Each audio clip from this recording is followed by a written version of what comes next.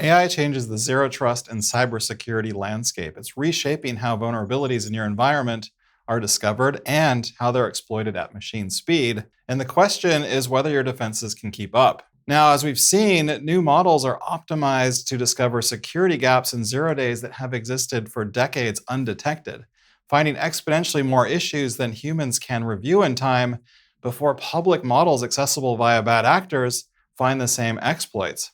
And that's why zero trust is more important than ever to stop malicious access attempts as early as possible. The approach needs to be layered across identities, endpoints, your entire network layer, data, AI resources, and your apps and infrastructure, because each introduce unique risks and act as a potential entry point.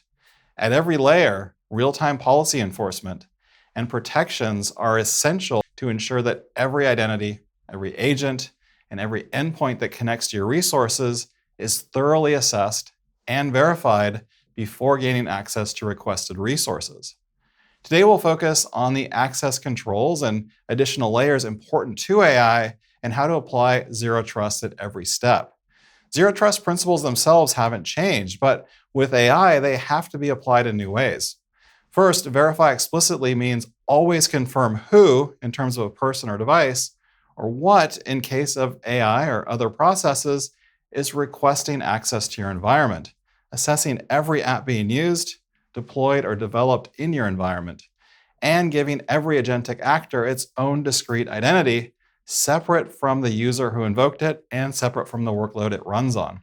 Next, enforce least privilege access now means making sure that AI can only reach the data it needs for the purpose it was authorized for, and it means agents themselves should only have the permissions required to complete the task in front of them, nothing more. And assume breach takes on a new meaning because you now need to assume that any prompt can carry malicious intent, any response can leak sensitive data, and any AI component, whether it's an SDK, an MCP server connection, or an agent itself, can have vulnerabilities waiting to be exploited. So let's walk through how to apply these as AI access controls. The biggest risk at the access layer is also the most familiar one, your human users, and the access tokens they hold. People are still security's weakest link, and as AI accelerates, unknown or unmanaged agents, especially those running as local AI, impersonating human users now represent some of the greatest risk. That's because AI just needs a stolen credential, an overpermissioned account, or a compromised session to get in. It doesn't need to break encryption or find a brand new 0 day. AI can now autonomously discover weaknesses, can chain multiple lower severity issues and package it into a working end-to-end exploit, all in a fraction of the time it would take a human attacker. And alongside your human users, there's also a new class of identity requesting access to resources, AI agent identities, where unlike a person, it works at machine speed and around the clock. And while it doesn't fall for phishing or forget its password, it can be hijacked through prompt injection or by being handed a malicious tool. And if it has broad standing access, a single misconfiguration can open the door to a major breach that could be executed in just seconds. Which is why the starting point for zero trust with AI and agents is identity itself with identity and access controls, where conditional access in Microsoft Entra evaluates every request in real time against signals like user risk, sign-in risk, device health, and location. And then it pairs that with phishing-resistant authentication like passkeys so that only verified users can reach the apps and AI experiences that they're authorized to use. And conditional access can also evaluate agent risk in real time for every authorization request that the agent makes against a resource. AI experiences amplify whatever access a user already has. For AI, Microsoft Purview's data security posture management gives you visibility into how users are interacting with data and AI so that you can spot risky patterns like oversharing or anomalous prompts early and increase your security posture before they become incidents. Using Microsoft execution containers, Windows can identify local AI agents and require them to run within the container using their own agent IDs, which gives you control over them using conditional access policies. So at the identity and access management layer, agents need the same zero trust treatment as people, but adapted to how they work. Now, this leads to inventory because you can't protect what you can't see. It means that to gain access and become a known object, every agent must have a governed identity. No more borrowed credentials where agents can run under the user's token.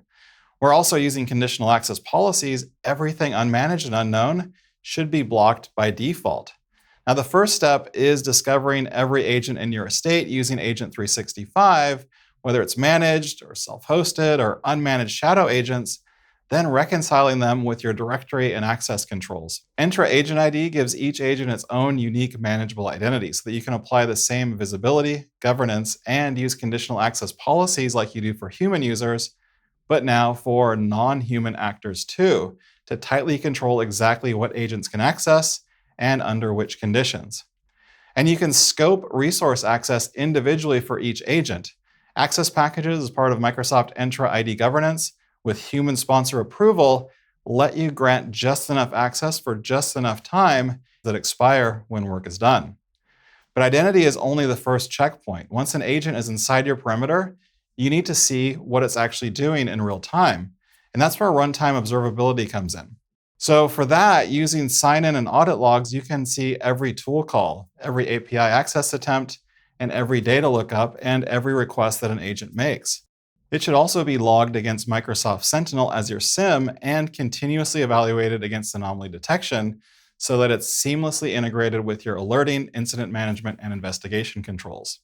And if an agent can't be observed, well, it can't be trusted. Inside of risk management, Microsoft Purview now extends to agents, automatically assigning risk levels based on their data activities so you can prioritize investigations, apply targeted controls, or revoke access entirely when something looks wrong. Then there's the data and tools behind every agent. Files that the agent grounds on, the backends it queries, the MCPs it can call, and the models it's wired to, they're all reachable and they all need a control with a name on it. Let's start with data because that's ultimately what the agent is after. DLP and sensitivity labels can restrict AI access, even when a user has permission to open a document directly. And if labeled content is used, the label is also automatically inherited by anything the agent generates from it.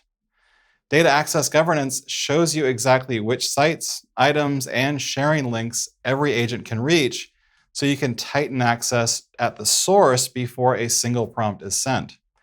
Policy protections also cover your structured data backends, including Fabric, OneLake, and others.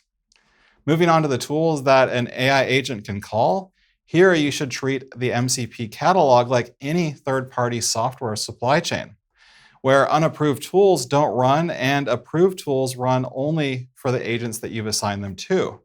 In fact, every approved MCP server created by your organization can be protected behind Azure API management.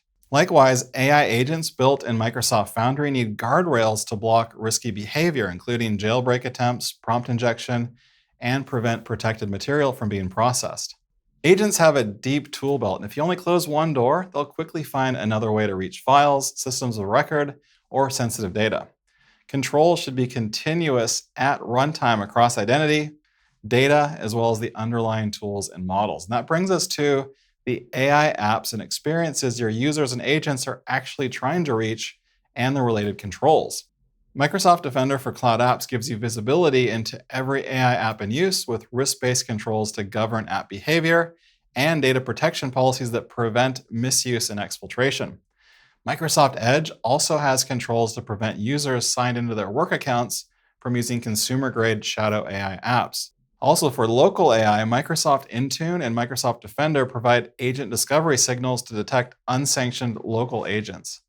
You can see where these are being used on managed devices in your environment, and an Intune security baseline allows you to restrict common execution paths that local agents like OpenClaw may use. AI doesn't just create new risks, it amplifies existing ones: stale permissions, overshared data, ungoverned apps, and weak authentication. It exposes and exploits those gaps faster than any human attacker. But the same works in reverse. Zero trust controls, strong identity, least privilege, real-time policy, and runtime observability can also operate at machine speed to reduce risk. Agent 365 unifies these AI controls across Microsoft Entra, Purview, Intune, and Defender, while letting each domain expert work within their tool of choice. whether that's identity and access management, data security and compliance, endpoint management for local AI, or security operations for incident and threat management. In the AI era, the principles remain the same. Verify explicitly, enforce least privilege, and assume breach across every agent, user, and app. For additional resources, free workshops, and hands-on implementation guidance with experts, check out aka.ms/go0trust. Subscribe to Microsoft Mechanics if you haven't already. Thanks for watching.